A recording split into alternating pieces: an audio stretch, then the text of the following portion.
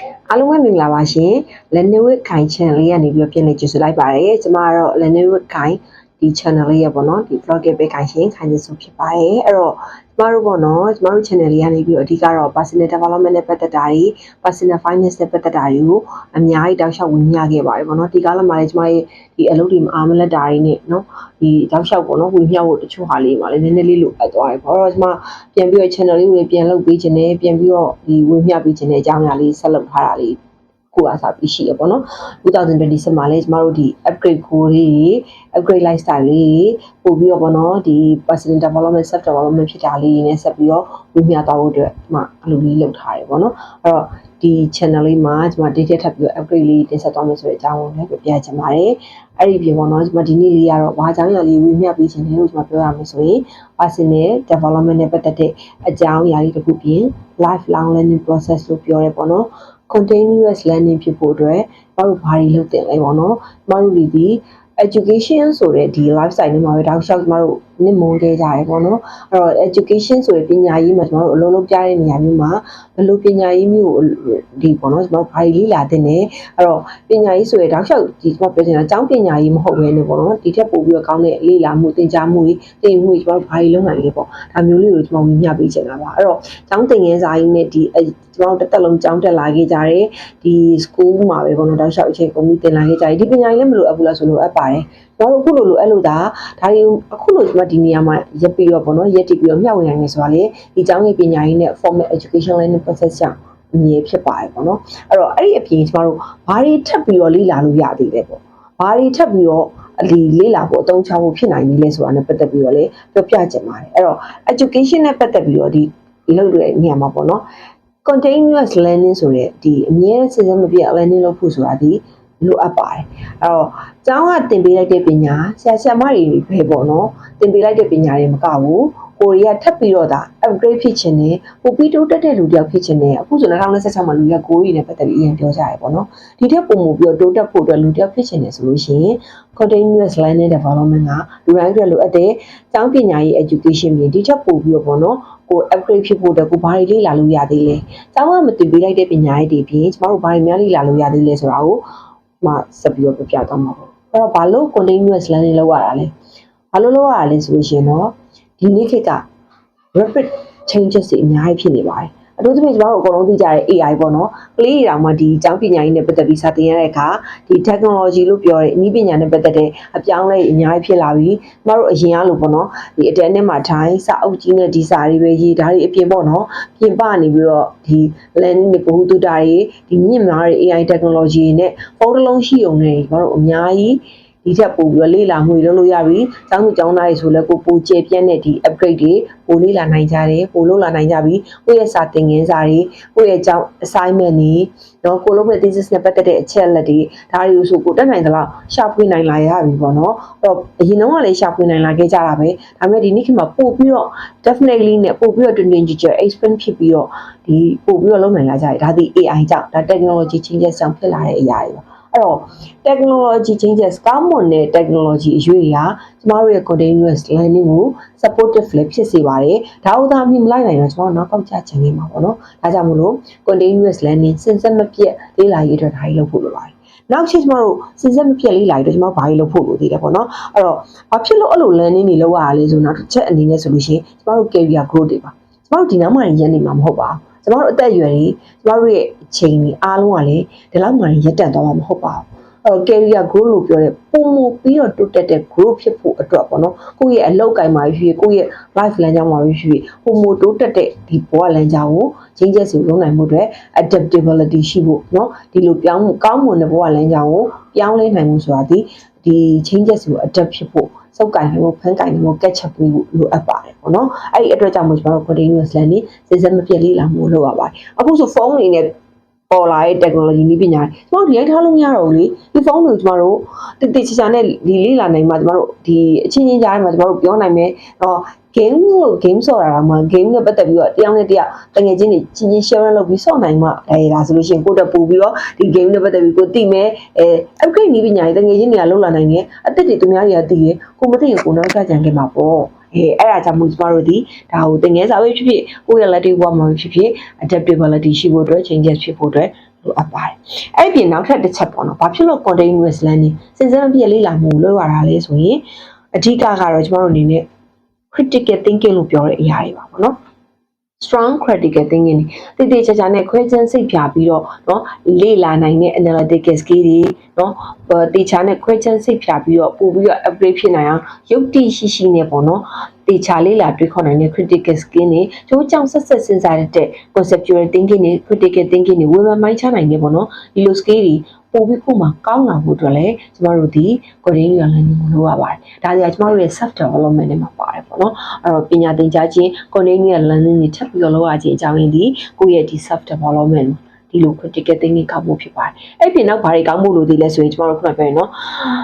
ကိုဒီ self confidence တို့အတွက်ကို fear ဖြစ်နေတဲ့အကြောင်းအရာတွေပေါ့ကိုကြောက်နေတဲ့အကြောင်းအရာတွေရှိရင်ကိုဘလို့ကြောက်နေလဲကိုဘာတွေကြောက်နေရလဲအဲ့တော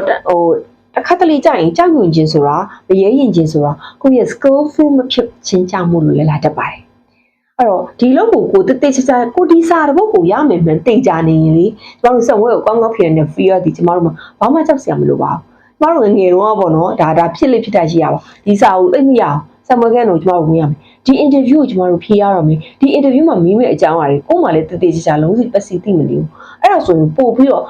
ဖြစ်လေဖြစ်တာရှိပါတယ်အဲ့တော့အမြဲတမ်း fear ဖြစ်တိုင်းအမြဲတမ်းကြောက်ရွံ့နိုင်ရတော့ကိုယ့်ရဲ့ skillful မပြေဝလို့တော့မဟုတ်ပါဘူးပေါ့နော်ကိုနဲ့လည်းဆိုင်ပါတယ်ဒါပေမဲ့တစ်ခါတလေကျမရဲ့ဖြတ်တန်းလာမှုအတွေ့အကြုံများကိုယ့်ရဲ့မပြေဝခြင်းရလေကိုပြောတဲ့ဒီကိုယ့်ရဲ့ skillful မဖြစ်ခြင်းရလေကိုယ့်ကိုကြောက်မှု fear ဖြစ်ပေါ်စေပါတယ်အဲ့တော့အဲ့ဒါတွေကို short ချပေးနိုင်တယ်ကိုယ့်ရဲ့ပြည့်ဝနဲ့ပညာသိရင်ထိုင်နိုင်ရင်ကျမတို့ငယ်တော့စကားပေါင်းရှိပါသေးတယ်ပညာရေးရင်ပွဲလက်တင်ဒါတွေရှိရခါကျကျမတို့စိတ်ထဲမှာအနည်းဆုံးတော့လုံခြုံစိတ်ချမှုဖြစ်စေပါတယ်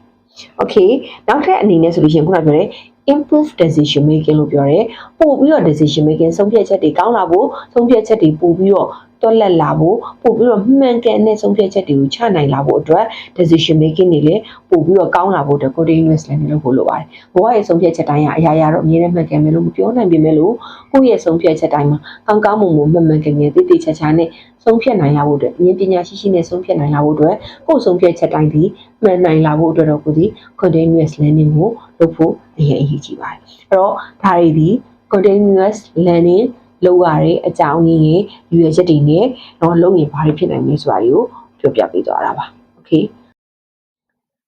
အဲ့တော့ကျမတို့အနေနဲ့ education ဒီပေါ့နော်တင်တဲ့နေရာမှာဒီပညာရေးနဲ့ပတ်သက်ပြီးတင်တဲ့နေရာမှာပေါ့နော်ပညာရေးမဝေးရလေအောင်လို့ကျမတို့အနေနဲ့ continuous learning လုပ်ပုံလုံးလေးတွေကိုရလို့အကုန်လုံးအကျိုးရှိအောင်အဓိကဒီ channel မျှဝေပေးခြင်းဖြစ်ပါတယ်အဲ့တော့ဆက်ပြီးကျမအဲ့ဒါလေးပြပြပေးပါမယ်နော်အဲ့တော့ဒီ learning လုပ်ပုံလုံးလေးပေါ့လေးခုရှိပါတယ်အဲ့ဘယ်လိုဟာမျိုးလဲဆိုရင် number 1ပေါ့နော်ဒီကျမတို့ continuous learning လုပ်ချင်တယ်ဆိုလို့ရှိရင်တော့မယ့်အရာဒီ formal learning မှာအဲ့တော့ formal learning ရဲ့နောက်တစ်ခုက informal learning ရဲ့experiential learning ရဲ့နောက်တာ experience ကတစ်ဆင့်သိနေတဲ့သဘောတရားပေါ့နော်နောက်တစ်ခုကကျတော့ social learning ရဲ့ဆိုပြီးတော့ learning လုပ်ပုံလုံးကြီးကျမ်းမြအဖြစ်လေးခုရှိပါတယ်အဲ့တော့ပထမဦးဆုံးကျမတစ်ချက်ချင်းစီအနေနဲ့ပြင်ရှင်းပြရမယ်ဆိုရင်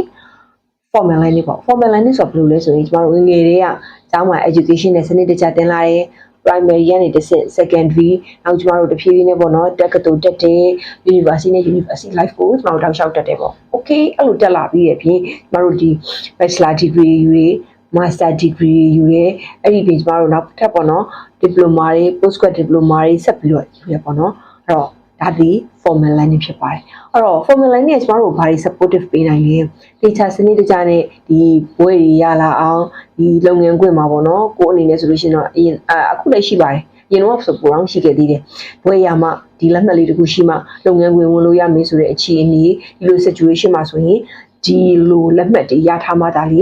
းဒီလိုပွဲတွေရထားမှဒါလေးကျွန်တော်တို့ formal learning တွေ supportive ဖြစ်ပြီးထားပေးပါတယ်အဲ့တော့နောက်တစ်ချက်ကတော့ informal learning ပေါ့နော်အဲ့တော့ informal learning ကိုကျွန်တော်တို့လုပ်ကြတဲ့အခါမှာကျတော့အကြောင်းမြစ်ဒီ school ပေါ့နော်ပညာရေးပြင်ပကနေကျွန်တော်တို့ဒီလေ့လာတာသင်ယူတာပေါ့နော်အဲ့တော့ကျွန်တော်တို့ဒီဒါတွေကတောက်လျှောက်လေ့လာလို့ရပါတယ်ဒါကြောင့် continuous learning မှာလည်းဒါကိုထည့်ထားရခြင်းဖြစ်ပါတယ်ကျွန်တော်တို့ကျောင်းတက်နေတဲ့အရွယ်မှာလည်း primary secondary school level မှာလည်းကျမတို့ထပ်ပြီးတော့ပေါ့နော်ကိုယ့်ရဲ့ဒီပညာရေးနဲ့ပတ်သက်ပြီးတော့ကျောင်းပညာရေးပြင်ပရရောကိုတခြားလေးလာလို့ရတယ်ကျမတို့ငယ်တော့ကတော့မှ English နဲ့ပတ်သက်တဲ့ language တွေတိုးဖို့အတွက်တခြားပြင်ပမှာဒီ English tuition လေးတက်ကြရဲနေရတဲ့အားလေးရတဲ့မှာလည်း English စာနဲ့ပတ်သက်ပြီးတော့လေ့လာကြတယ် အနည်းဆုံးတော့ဒီ library မှာတွားပြီးတော့ဒီတင်တဲ့နေ့တက်ရောက်ကြရဲ Center Mover Flyer ဆိုပြီးကျမတို့ English နဲ့ပတ်သက်ပြီးတော့ British Council ကနေ British ကနေပြီးတော့ဒီ language အနေနဲ့ကျမတို့ဖြေရမယ့် summary တွေကျမတို့ဖြေကြရတယ်ပေါ့နော်အဲ့ဒါမျိုးတွေကျမတို့ဖြေရတဲ့ exam ပေါ့နော်ဒီလိုဒီ ATT ကျ exam တွေတော့သူရဲ့ဒီ professional က exam တွေတော့ရှိဦးမှာပါဒါပေမဲ့ကျမဒါဒီအကျဉ်းနည်းနဲ့ကိုသိသလောက်လေးပြပြတာပေါ့နော်အဲ့တော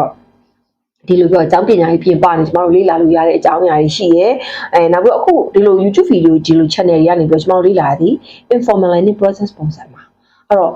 ့ဒီကျမတို့အနေနဲ့ channel နဲ့ဒီပုံမှန်ပေါ့နော်ဒီ formal learning ကို support မပေးနိုင်ဘူးလို့ကျမတို့မျှဝေတဲ့အကြောင်းအရာလေးကနေအားလုံးကတည်ပြီးတော့အကျိုးရှိပါတယ်ပညာရေးနဲ့ပတ်သက်ပြီးတော့ပိုသိလာတယ်တခြားကိုလေ့လာခြင်းနဲ့ဒီ YouTube မှာလည်းအခုဆိုကျမဒီ continuous learning နဲ့ sharing လုပ်တဲ့အခါကျတော့ဒီဟာနဲ့ပတ်သက်ပြီးတော့ပို့ပြီးတော့နားထောင်နေတဲ့သူကကျွမ်းတဝင်ဖြစ်သွားမယ်အဲ့ဒီပြင်ပေါ့နော်ကျမက personal finance နဲ့ပတ်သက်ပြီးပြောထားတဲ့ video လေးရှိပါတယ်ကျမ channel မှာလည်းတွားကြည့်လို့ရပါတယ်အဲ့တော့ကျမတို့ရဲ့ဒီ personal finance နဲ့ပတ်သက်ပြီးတော့ဒီကလူတွေနားထောင်ရင်ပိုသိနားရပါမယ်အဲ့လိုပဲတခြားတော့ပေါ့နော် YouTuber တွေကလည်းဒီတခြား social media တခြား website တွေဒီလိုကလည်းပေါ့နော်တွေ့နေသူတွေကလည်းသူတို့ရဲ့ဒီအတွေ့အကြုံအသိပညာတွေကိုပေါ့နော်ခုနပြောသလိုဒီလို informal line မှာ sharing လုပ်ကြတဲ့အခါနားထောင်နေကြည့်ရလူတွေနဲ့ပို့ပြီးတော့တစ်ခုခုဒီပညာရေးနဲ့ပဲပတ်သက်ပြီးတော့ဖြစ်ဖြစ် knowledge နဲ့ပဲပတ်သက်ပြီးတော့ဖြစ်ဖြစ်အသိဉာဏ်ပညာဘဟုတုတပို့ပြီးတော့တိုးသွားပါလိမ့်မယ်အဲ့တော့ကျမတို့အနည်းဆုံးလို့ရှိလို့ရှိရင် English focus လေးတွေနားထောင်တာတို့ဒါဆိုလို့ရှိရင်ကျမတို့အကြောင်းပြပါအဲ့သင်ခန်းစာတစ်ခုပဲလေပေါ့နော်ဒါပေမဲ့ကျမတို့လေ့လာတယ်နားထောင်နေဒါ reflection လုပ်ကြည့်ရပြန်သုံးသပ်ကြည့်ရဒီလိုဟာတွေကလည်းကျမတို့ဒီ informal learning ကနေရတယ်ဒီနေ့ခေတ်မှာဆိုရင်နောက်ပြီးတော့ဒီ audio book လေးတွေအရန်ခက်စားလာတယ်ဒါဆိုလည်း audio book နားထောင်နေဒါဆိုလို့ရှိရင်ကျမတို့ကဘာတွေရလာမလဲဆိုလို့ရှိရင်အသိဉာဏ်ပညာလေးဘူတုတလေးတွေရလာမယ်ဒါဒီလည်းခုနပြောတဲ့ကျမတို့အတွက်ပို့ပြီးတော့ပေါ့နော်ကျောင်းပညာရေးမဟုတ်တဲ့သင်ခန်းစာကျောင်းပြင်ပါနေ informal learning ရတာပါပဲငယ်တော့ဆိုရင်လူကြီးကဒါကိုသိခွင့်မပြုဘူးပေါ့နော်တစ်ချိန်လုံးကတွမဲဖတ်နေတယ်ငယ်တော့ဆိုဝိထုတွေဖတ်တယ်ဆိုလူကြီးကမကြိုက်ဘူး informal learning ဆိုင်ကိုလေ့လာတာနဲ့ပတ်သက်ပြီးတော့တစ်ချိန်လုံးကပေါ့နော်ကျမတို့ဖြတ်တန်းလာတဲ့ခေတ်အခါတစ်ခုမှာတော့တိတ်ပြီးတော့အားမပေးခဲ့ကြတဲ့ supportive lifestyle ကြီးလည်းရှိခဲ့ပါတယ်ပေါ့နော်ဒါပေမဲ့ကျမတို့တော့ကဲကောင်းတာပဲဒါမှမဟုတ်အိမ်ကမိဘတွေကပေါ့နော်ဒီလိုဒီ marketing လေးတွေအစားဒီလိုမျိုးတွေစာအုပ်လေးတွေအစားဝယ်ပေးတာเนาะဖတ်ဖို့အတွက်တိုက်တွန်းတာစာအုပ်လေးတို့မြင့်လို့တဲ့အောင်ချစ်တဲ့အောင်လေးလာတဲ့အောင်သင်ပေးတာလေးတွေကလေဒါကျမမိဘဆရာကောင်းတဲ့အမွေလေးတစ်ခုပေါ့เนาะဒီ informal learning ကြောင့်လေဒီမှာပို့ပြီးရည်တည်နိုင်ခဲ့ခြင်းဖြစ်ပါတယ်အဲ့တော့ experiential learning ပေါ့เนาะ experiential learning ကြတော့ဘယ်လိုဟာမျိုးလဲဆိုလို့ရှိရင် experience ကနေသင်ယူတာအဲ့တော့ဟိုမှာပဲကိုယ့်ရဲ့ပေါ့เนาะအမားတွေရှိခဲ့တယ်လူတွေဆိုတာ life မှာတသက်မတည်းအမြဲတမ်းမှန်နေရမှာမဟုတ်တာကိုယ့်ရဲ့အမားတွေကနေတစ်စိဘလူလေးလာပြီးတင်ဝင်ပေါ့နော်ဒီတစ်ခေါက်မှားသွားတယ်အဲ့ဒါဆိုလို့ရှိရင်အဲ့ဒီ experience ကနေတစ်စနောက်တစ်ခေါက်မှာမှားနောက်တစ်ခေါက်ပို့ပြီးတော့ကောင်းလာငါတို့ဘယ်လိုလုပ်မလဲငယ်ငယ်တော့စမချက်ခဲ့လို့စမွဲကြခဲ့တယ်အဲ့ဒါဆိုလို့ရှိရင်နောက်ခါကြလို့ရှိရင်တော့စမွဲမကြအောင်စမွဲမှာအမှတ်မနေအောင်ငါတို့ဘယ်လိုဒီ experience ကနေကျမတို့လေ့လာသိယူတာပေါ့ YouTube နဲ့အခုလို video ရိုက်တယ်ဆိုလဲစက်ရိုက်ချင်မှတော့ကိုနားမလဲတဲ့အပိုင်းတွေရှိရဲကိုနားမလဲပေါ့နော်ကျမတို့အနေနဲ့ဆိုကိုနားမလဲပဲကိုမသိခဲ့တဲ့အကြောင်းအရာလေးရှိရဲ YouTube စက်ရိုက်တော့အဆင်ပြေခဲ့တဲ့အရာလေးတွေကျမတို့မရှိခဲ့တာပေါ့အဲ့ဒါမဲ့ခုနပြောသလိုလူရှိထွက်ပြီးစကားပြောတဲ့ public speaking တွေနောက်ဒီလို YouTube နဲ့ပတ်သက်ပြီးရိုက်တာတွေအတွေ့အကြုံတွေများလာတဲ့အခါမှာအမှားကြီးကိုတက်နိုင်သလားမလုပ်ဘူးတော့ပဲနဲ့စကားပြောတာပို့ပြီးတော့ဖြည်းဖြည်းလာတယ်ပေါ့နော်ဒီလိုဟာမျိုးလေးတွေရှိကြတယ်အဲ့တော့ကျမတို့ internship တွေဆင်းပြီးတော့တကယ်လက်တွေ့အလုပ်ကနေသင်ယူတာတို့ role play တခြားခါတလေကြလို့ရှိရင်လူပြဆက်လေးတွေလေဒီလိုဟာမျိုးလေးပြရဲအဲ့ရနေပြီးခုနကပြောသင်ယူတဲ့ပုံစံလေးတွေနောက်business တွေပေါ့နော်တကယ်လုံးချီရနေတစ်စင်ကျမတို့ကမှားတဲ့အမှားတွေဆုံးရှုံးမှုရနေတစ်စင်ကျမတို့ပူးသိလာတဲ့အကြောင်းအရာလေးတွေရှိတယ်အဲ့တော့နောက်တစ်ခေါက်မှမအောင်နောက်စီးပွားရေးမှာအလင်းမခဲအောင်ငါတို့ဘာတွေလုပ်မလဲဆိုပြီးတော့ကိုယ့်ကိုပို့ပြီး protect လုပ်နိုင်လိုက်နေအဲ့ဒါဒီလေကိုယ့်ရဲ့ continuous learning ကနေ learning လုပ်တဲ့ပုံစံမျိုးဖြစ်ပါတယ် customer complaint ဆိုတကယ်ဖြေရှင်းမှုမှာဘလို့အခက်ခဲတွေဆိုတာကိုကျမတို့ပူးသိတယ်အော်စာတွေကဘယ်လောက်ပဲပြီးတော့တကယ်လက်တွေ့ပေါ့နော် experience ကနေရတဲ့အတွေ့အကြုံကဘာနဲ့မှဖိုးမဖြစ်နိုင်တဲ့အရာဖြစ်ပါတယ်ဒါကြောင့်မို့လို့တချို့လုပ်ငန်းတွေမှာဆိုလို့ရှိရင်ဒီအလုပ်ခေါ်တဲ့အခါမှာလက်တွေ့တွေ့ကြုံဘယ်လိုရှိရမလဲဆိုတာမျိုးဒါမျိုးတွေပြလိုက်ကြတော့ပေါ့နော်ဒါကြောင့်ဒီလို experience ဘယ်လောက်ရှိမှလက်ခံမေးဆိုတာမျိုးတွေကြားဖို့ကြမှာဖြစ်ပါတယ်ဒါဒီ experiential learning မှာမဖီကတော့ငယ်တော့ပြောဖို့ပါတယ်အမှားတွေကနေလေ့လာသိလို့ဆိုတာအရန်ကောင်းတဲ့အရာပါပေါ့နော်ဒီထက်ပိုပြီးတော့ပိုတင်ရမယ်ပိုလေ့လာရမယ်ဆိုရင်တော့ကို့အမှားမဟုတ်ပဲကိုယ်တိုင် site ထုတ်ရင်လိုက်ရတဲ့အမှားမဟုတ်ပဲねသူများအမှားတွေကနေလေတစ်စစ်ကို့ဘေးကတငယ်ချင်းတယောက်ဘလို့ကြာရှုံးသွားတယ်ကိုနဲ့ပတ်သက်တဲ့အမျိုးတယောက်ဘလို့တော့မှားသွားလို့ဘလို့ကြောင့်မလို့အခက်ခဲဖြစ်ကုန်နေကြတယ်သူများအမှားတွေကနေတစ်စစ်ပို့ပြီးတော့လမ်းလုံနိုင်ပြီးတင်နိုင်ပို့ပြီးကောင်းတဲ့ပို့ပြီးတော်တဲ့လူဖြစ်လာမျိုးလို့ပြောဖို့ပါတယ်အဲ့တော့နောက်ဆုံး learning type ကတော့ social learning မှာအဲ့တော့အချင်းချင်းဒီ other ပေါ့နော်တခြားလူတွေစီကနေသင်ယူတာပါလုပ်ငန်းဝင်ချင်းမှာကိုယ့်ရဲ့ senior ပေါ့နော်ဒီ staff တွေစီက employee တွေစီက college တွေစီကသင်ယူတယ်ကျမတို့အလုပ်ထဲဝင်တော့ဘယ်သိမှာလဲဒီလုပ်ငန်းပတ်သက်ပြီးပဲကျွမ်းကျင်အောင်ပါကိုယ့်ရဲ့ senior college တွေစီကသင်ယူရတယ်လေ့လာရတယ်ပြန်တွက်ချက်ရတယ်တကယ်ချင်းတွေစီကသင်ယူရတယ်ဒါပေါ့နော်ဒါကြောင့်မို့လို့လေကျမတို့တခုတော့သတိထားဖို့လိုရပေါ့နော်ဟိုအတုမြင်အတက်တင်ဆိုတဲ့စကားလုံးကလာပါတယ်ဒီနေ့ခေတ်စကားလုံးနဲ့ပြောရင်တော့ energy ပူဆက်တယ်ပေါ့နော်အဲ့တော့ကောင်းတဲ့သူတွေကိုဘေးနားထားဖို့ negative environment ကနေလေ့လာတည်မဟုတ်ဘူးတော့လိုပါတယ်အဲ့တော့ပိုကောင်းတဲ့ senior step တွေရဲ့စိတ်နေစိတ်ထားသဘောထားလုပ်ရည်ကိုင်ရင်တိုးတက်မှုသူများစီကကောင်းတာတွေကိုကတော့အတွေ့အကြုံပြီးတဲ့ပုံရေးကြည့်ပါတယ်လူတယောက်မှာ 100% ပြင်မှမကောင်းနိုင်ပါဘူးဒါပေမဲ့လို့ကောင်းတဲ့အရာကိုကိုယ်ကရည်စက်ကလေးလိုစစ်ထုတ်ပြီးတော့ကောင်းတဲ့အရာကိုရေးထုတ်တင်တဲ့ကိုယ်အတွက်ကောင်းတဲ့အရာတွေပဲကြံပါပဲဖြစ်ပါတယ်အဲ့တော့မတို့အနေနဲ့ပေါ့နော်ဒီနေ့မျှဝေသွားခဲ့တဲ့အကြောင်းအရာတွေကတော့ continuous learning ကိုဘယ်လိုလုပ်တင်လဲပညာရေးမဝေးရလေအောင်လို့ပေါ့နော်ပို့ပြီးတော့ education အနေနဲ့ပို့ပြီးတော့ upgrade ဖြစ်လာအောင်ကိုယ်ဘာတွေလုပ်တင်လဲဆိုတဲ့အကြောင်းအရာနဲ့ပတ်သက်ပြီးတော့ပြောပြခဲ့ပါတယ်အဲ့တော့ဒီပုံမှန် education ပုံမှန် learning တွေကကျမတို့ဘဝရဲ့ career wave ကိုပုံမှန်အတိုင်းပဲဖြစ်အောင်ဆွဲဆောက်ပေးနိုင်မှာပါ upgrade ဖြစ်အောင်လုပ်လို့မရပါဘူးအဲ့တော့ပို့ပြီး upgrade ဖြစ်ချင်နေဆိုရင်တော့ကျွန်မအခုပြောပြခဲ့တဲ့ continuous learning နဲ့ပဲဆက်ပြီးတော့ season ပြည့်လေးလာတင်သွားနေပြီးတော့လုပ်သွားတင်တာပေါ့နော်ကျွန်မ live မှာကျွန်မ career live က module လေးရှိပါတယ် live is continuous learning မှာနေ့စဉ်သင်လာပါတယ်ဘဝမှာဘာလေးပဲဖြစ်လိုက်စိတ်ကောင်းထားတာလေးအစဘသူလေးပဲဖြစ်ဘာလေးပဲလောက်သွားဘဝကနေ့တိုင်းတစ်ခုမဟုတ်တစ်ခုတိုးတက်သင်ယူမှသာလေကိုဘဝအတွက်ပို့ပြီးတော့ကောင်းမွန်တဲ့ရလဒ်တွေဖြစ်မှာပါသင်ယူမှုမရှိတဲ့တနေ့တာကိုဘဝအတွက်အရင်ပြင်စရာကောင်းတဲ့ဖြတ်တန်းရတဲ့နည်းရည်တွေဖြစ်ပါလိမ့်မယ်ရှင်အဲ့တော့ live ဆိုတော့ continuous learning ဖြစ်တဲ့ဆိုတဲ့စကားလေးနဲ့ပဲဒီနေ့ blog လေးကိုအဆုံးသတ်ချင်ပါတယ်ပုံမပြီးကောင်းမွန်တဲ့လေ့လာသင်ယူမှုတွေနဲ့လေ့လာနိုင်ကြတဲ့သူဖြစ်ကြပါစေကျမရဲ့ဒီ channel လေးမှာလည်းပေါ့နော်နောက်ထပ်ပြီးတော့ပုံမကောင်းမွန်တဲ့ဘဝအတွက်ဒီ continuous learning တွေရော personal development တွေ personal finance နဲ့ပတ်သက်ပြီးတော့ဆက်လက်မျှဝေသွားမှာဖြစ်တဲ့အတွက်ဒီ video လေးကိုလည်း like လေးလုပ်လိုက်လို့ကျမရဲ့ channel လေးကိုလည်းဒီ subscribe လေးလုပ်ပြီးတော့အားပေးခဲ့ကြပါshare လေးလုပ်သွားခဲ့ကြပါအောင်လို့ပြောချင်ပါတယ်ကျေးဇူးအများကြီးတင်ပါတယ်နောက်ဗီဒီယိုမှာပြန်ဆုံပါမယ်ရှင်